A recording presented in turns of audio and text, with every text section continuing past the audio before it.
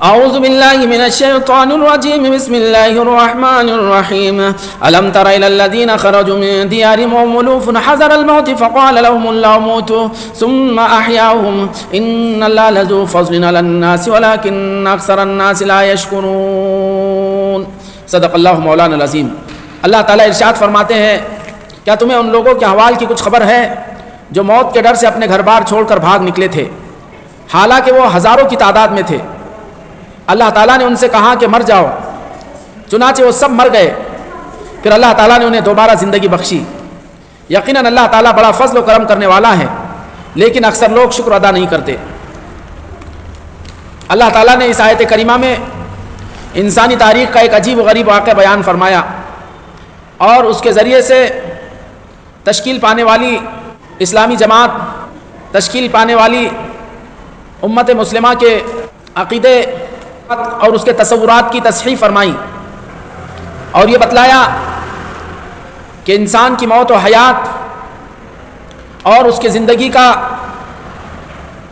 دار و مدار اور اس کی زندگی کی باغ ڈور اس کے اپنے ہاتھ میں نہیں، بلکہ اس کی باغ ڈور رب ذوالجلال کے ہاتھ میں ہے، خالق و مالک کے ہاتھ میں ہے کہ وہ جسے چاہے زندگی عطا کرے اور جس سے چاہے زندگی چھین لے۔ انسان اگر اپنی زندگی کو بچانے کے لیے اور اپنے آپ کو محفوظ کرنے کے لیے کسی جگہ سے بھاگ کھڑا ہوتا ہے اور کسی جگہ سے نکل جاتا ہے تاکہ اس کی زندگی محفوظ رہے، تو یہ ضروری نہیں کہ اس کی زندگی محفوظ رہے۔ اور اگر کسی جگہ موت و حیات کی کیفیت ہو، موت سراہنے کھڑی ہو اور ظاہری طور پر موت کے آثار نظر آتے ہو، ایسے مقام پر اگر کوئی ٹھہرتا ہے یا موت سے اس کا سابقہ پڑتا ہے اور وہ وہاں پر ڈٹا رہتا ہے، جمع رہتا ہے، تو یہ ضروری نہیں کہ موت اس کو دبوچ لے اور اس کو موت آ جائے۔ انسانی تاریخ کا یہ عجیب غریب واقعہ ہے۔ اس کے بارے میں یہ آتا ہے کہ پچھلے زمانوں میں سے کسی زمانے میں ایک بستی کے رہنے والوں نے اپنے علاقے میں وبائی امراض کا انہیں اندازہ ہوا، چنانچہ وہ بستی کو چھوڑ کر وہاں سے نکل گئے اور ایک پہاڑوں کے درمیان میں ایک کشادہ وادی میں جا کر وہ ٹھہر گئے۔ اللہ کا کرنا کہ اللہ تعالیٰ نے دو فرشتوں کو بھیجا، وہ فرشتے وادی کے دونوں کنارے پر کھڑے ہوئے اور ایک زوردار آواز نکالی، جس کی وجہ سے موت کے منہ میں چلے گئے اور بیک وقت وہ سب کے سب ہلاک ہو گئے۔ آس پاس کے رہنے والوں کو جب اس کی خبر ہوئی تو وہ سب جمع ہوئے تاکہ ان کی تجہیز و تکفین کر سکے، لیکن ان کی اس بڑی تعداد کو دیکھ کر وہ اس کی ہمت نہ کر سکے۔ آخر انہوں نے یہ کیا کہ ان کے آس پاس ایک دیوار کھڑی کر دی اور ایک باڑے نما، حظیرہ نما ان کو بنا دیا۔ چنانچہ وہ تمام اجسام وہیں پر پڑے مٹی میں ملتے رہے اور سڑ گل کر وہ سب خاک میں مل گئے، ان کی کچھ بوسیدہ ہڈیاں رہ گئی۔ مدتوں بعد حضرت حزقیل علیہ السلام کا اس وادی سے گزر ہوا۔ جب اس حظیرہ اور اس باڑے میں انہوں نے اس کثیر تعداد میں ہڈیوں کو دیکھا تو اس پر انہیں حیرت اور تعجب ہوا۔ چنانچہ اللہ تعالیٰ نے انہیں وحی کے ذریعے سے پوری خبر دی اور ان کا واقعہ بتلایا۔ حضرت حزقیل علیہ السلام نے اللہ کے دربار میں دعا کی کہ اللہ ان سب کو دوبارہ زندہ فرما دے۔ اللہ تعالیٰ نے ان کی دعا کو قبول کر لیا اور انہیں حکم دیا کہ وہ ہڈیوں کو آواز دے۔ چنانچہ حضرت حزقیل علیہ السلام نے ان بوسیدہ ہڈیوں کو آواز دی کہ تم دوبارہ قائم ہو کر ایک دوسرے سے جڑ جائیں۔ یہ کہنا تھا کہ ہڈیاں ایک دوسرے سے جڑتی چلی گئی۔ پھر حضرت حزقیل علیہ السلام نے ندا لگائی کہ ہڈیوں اپنے اوپر گوشت پوست کو لاد لے، چمڑی اپنے اوپر پہن لے۔ یہ کہنا تھا کہ ان ہڈیوں کے ڈھانچوں پر گوشت اور پٹھے اس پر چڑھنے لگے اور اس پر جلد بھی قائم ہو گئی۔ اس کے بعد اللہ کے حکم سے حضرت حزقیل علیہ السلام نے ندا لگائی کہ روحوں اپنے اپنے جسم میں دوبارہ لوٹ جاؤ۔ یہ کہنا تھا کہ روحیں ان جسموں میں لوٹ گئی اور وہ سب کے سب اجسام حیرت کے ساتھ یہ کہتے ہوئے کہ سبحانک لا الہ الا انت، وہ سب کے سب زندہ ہو کر کھڑے ہو گئے۔ اس طرح یہ انسانی تاریخ کا ایک عجیب و غریب واقعہ پیش آیا۔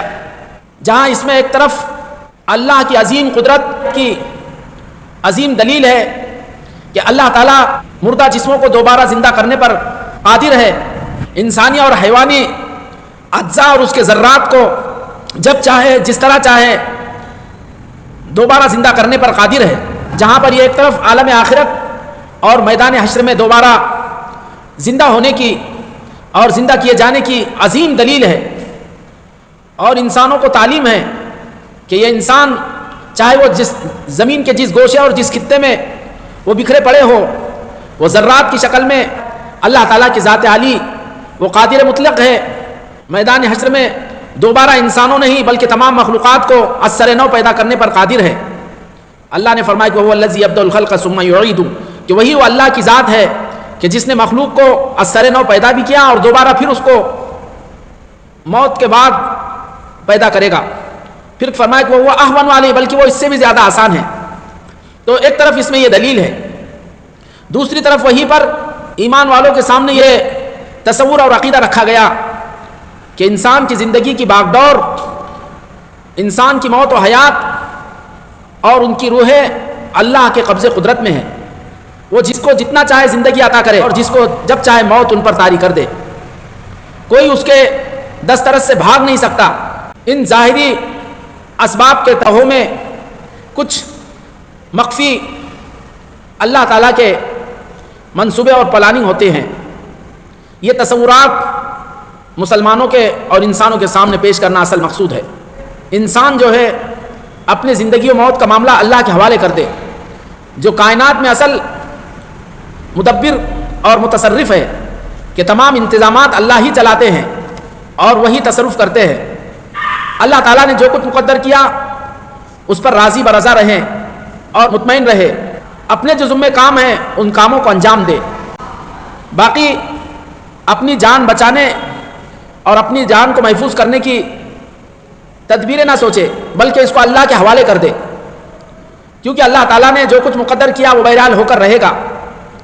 اسی طرح یہ بھی خیال رہے کہ موت سے ڈرنا اور گھبرانے سے بھی زندگی میں کوئی اضافہ نہیں ہوتا۔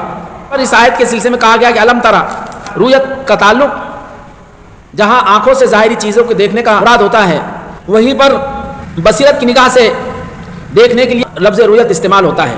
تو یہاں پر علم ترا میں یہی مراد ہے کہ کیا آپ کیا اس سے واقف نہیں ہوئے، کیا آپ اس کو نہیں جانتے؟ قرآن پاک میں اس طرح بصیرت قلبی کے لیے یہ لفظ جا بجا استعمال ہوا ہے۔ علی ابن عاصم کا کہنا ہے کہ یہ بستی والے جن کا یہاں پر تذکرہ ہے وہ واسط نامی جو شہر ہے اس سے 1 فرسخ یعنی 3 میل کے فاصلے پر ایک بستی تھی جس کا داوردان نام بتلایا ہے کہ یہ لوگ وہاں کے رہنے والے تھے۔ اور سعید ابن عبدالعزیز نے کہا کہ یہ ازریعات نامی بستی کے رہنے والے تھے۔ اس کے علاوہ دیگر اور حضرات نے اور دیگر مقامات کا تذکرہ کیا کہ جہاں کے یہ لوگ رہنے والے تھے۔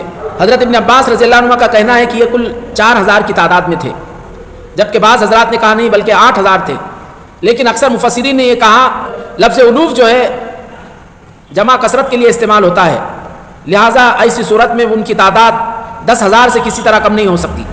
اس آیت کی وضاحت کے سلسلے میں ایک آیت کہ قُل لَن يَنفَعَكُمُ الْفِرَارُ مِنَ الْمَوْتِ أَوِ الْقَتْلِ، تمہیں موت کے ڈر سے یا قتل کے ڈر سے بھاگ جانا تمہیں کوئی فائدہ نہیں پہنچائے گا۔ وَإِذًا لَا تُمَتَّعُونَ إِلَّا قَلِيلًا، اور کہاں کہ تم اگر موت اور قتل کے ڈر سے کہیں سے بھاگ نکلو، اگر تمہیں زندگی ملی بھی تو ایک چھوٹی سی زندگی ملے گی۔ اس آیت کے ضمن میں حضرت عمر رضی اللہ عنہ کا واقعہ بھی تحریر کیا جاتا ہے کہ حضرت عمر رضی اللہ عنہ اپنے دور خلافت میں ملک شام کی طرف نکلے، لیکن جب تبوک کے قریب پہنچے تو آپ کو یہ خبر لگی کہ ملک شام میں بڑے شدید انداز میں طاعون آیا ہوا ہے۔ چنانچہ حضرت عمر رضی اللہ عنہ نے صحابہ کرام سے اس سلسلے میں مشورہ کیا۔ مشورے کے بعد حضرت عمر کی رائے یہی ہوئی کہ وہاں سے واپس چلے۔ حضرت ابو عبیدہ بن الجراح رضی اللہ عنہ نے جو اس وقت فوج کے کمانڈر تھے یہ کہا کہ افرار من قدر اللہ، کہ کیا تم اللہ کی تقدیر سے بھاگتے ہو؟ اس پر حضرت عمر نے کہا افر من قدر اللہ الی قدر اللہ، کہ ہم اللہ کی تقدیر سے اللہ کی تقدیر کی طرف جا رہے ہیں۔ اور پھر مثال دی کہ ان حبت وادیا لہو عدوتان احدهما مخذبة والاخرى مذذبة الیس ان رأیت المخذب رأیتها بقدر اللہ وان رأیت المذذب رأیتها بقدر اللہ، کہ اگر تم کسی وادی میں ٹھہرو کہ جس کا ایک سرا خشک ہے اور دوسرا سرا سرسبز شاداب ہے. اگر تم سرسبز شاداب علاقے میں اگر تم اپنے جانور چراتے ہو تو یہ بھی اللہ کی طرف سے مقدر ہے، اور اگر بنجر اور خشک علاقے میں اگر چراتے ہو تو یہ بھی اللہ کی طرف سے مقدر ہے. اس کے بعد جو آتا ہے کہ حضرت عبد الرحمن بن عوف رضی اللہ عنہ جو اس وقت وہاں پر موجود نہیں تھے، وہ تشریف لائے. ان کے سامنے جب یہ بات رکھی گئی تو انہوں نے کہا کہ اللہ کے نبی نے فرمایا تھا کہ اذا کان بارض وانتم فیہا فلا تخرجوا فرارا منہا، کہ جب کسی سرزمین میں طاعون وغیرہ پھیل جائے اور تم وہاں پر ہو تو وہاں سے بھاگ کر نہ نکلو. اور آگے فرمایا کہ وَإِذَا سَمِعْتُمْ بِهِ بِأَرْضٍ فَلَا تَقْدِمُوا عَلَيْهِ، اگر کسی سرزمین کے بارے میں سنو کہ وہاں پر طاعون پھیلا ہوا ہے تو وہاں نہ جاؤ. جب حضرت عمر رضی اللہ عنہ نے یہ بات سنی تو اللہ کی حمد و ثنا بجا لائی اور پھر وہاں سے لوٹ آئے. یہ آتا ہے کہ اس طاعون میں 70,000 صحابہ کرام شہید ہو گئے، جن میں حضرت ابو عبیدہ بن الجراح بھی تھے. اندازہ لگائیے کس قدر حکمت پر مبنی یہ نبی پاک صلی اللہ علیہ وسلم کے ارشادات منقول ہے کہ ایک طرف یہ کہا کہ کسی سرزمین میں اگر کوئی وبائی امراض پھیل جائے تو وہاں سے نہ نکلو، تو ایک طرف یہ حکم ہے وہاں سے باہر رہنے والوں کے لیے ہدایات ہے اس سرزمین میں نہ جاؤ.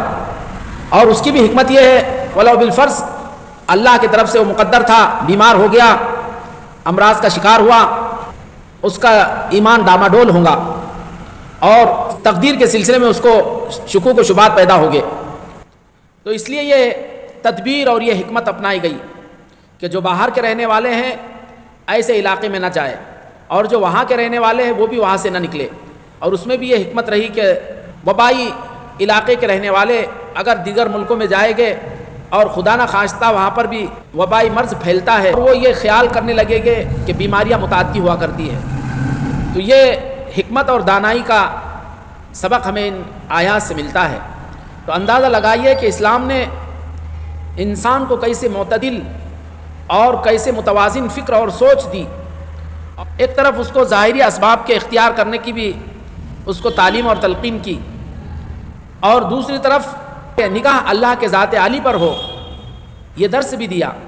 ایک طرف ہمیں یہ تعلیم بھی دی کہ بلا وجہ انسان اپنی جان کو جوخم میں نہ ڈالے اور بلا وجہ کے خطرات مول نہ لے. ایک طرف یہ تعلیم ہے، اور دوسری طرف ہر وقت اپنے آپ کو محفوظ رکھے اور ہمیشہ ڈرتے رہے کہ اگر میں فلاں اقدام کروں گا تو موت واقع ہو جائے گی، اگر یوں کروں گا تو اس پر اس طرح حادثہ پیش آئے گا. تو یہ دونوں پہلو مد نظر رہے. انسان کو بلا وجہ کے خطرات مول لینے سے بھی منع کیا گیا، اور یوں انسان اپنی جان کو بچا کے رکھے اور ہمیشہ موت سے ڈرتا رہے، اس سے بھی روکا گیا. اللہ تعالیٰ نے فرمایا قُلْ لَن يَنْفَعَكُمُ الْفِرَارُ إِنْ فَرَرْتُمْ مِنَ الْمَوْتِ أَوِ الْقَتْلِ، ان سے کہہ دو کہ اگر تم موت سے یا قتل سے اگر تم میدان جنگ سے بھاگ نکلتے ہو تو یہ بھاگنا تمہیں کوئی فائدہ نہیں پہنچائے گا. وَإِذَا لَا تُمَتَّعُونَ إِلَّا قَلِيلًا، اگر تمہیں فائدہ ملا بھی تو بہت تھوڑے دن.